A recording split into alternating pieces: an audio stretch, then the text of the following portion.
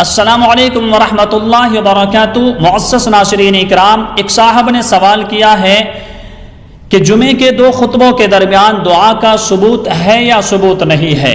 تو اس سوال کا جواب یہ ہے کہ جمعے کے 2 خطبوں کے درمیان دعا کا ثبوت ہے، بلکہ اللہ کے رسول صلی اللہ علیہ وسلم نے ارشاد فرمایا ہے کہ جو شخص جمعے کے 2 خطبوں کے درمیان دعا کا اہتمام کرتا ہے، دعا مانگتا ہے، اللہ تبارک و تعالی اس کی دعا کو قبول فرماتا ہے۔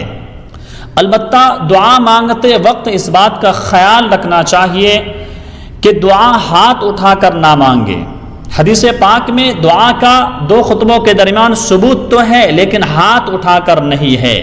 اس وجہ سے دعا مانگے لیکن ہاتھ اٹھا کر دعا نہ مانگے، بلکہ دل میں یا زبان سے بہت ہی آہستہ انداز میں الفاظ کو ادا کریں۔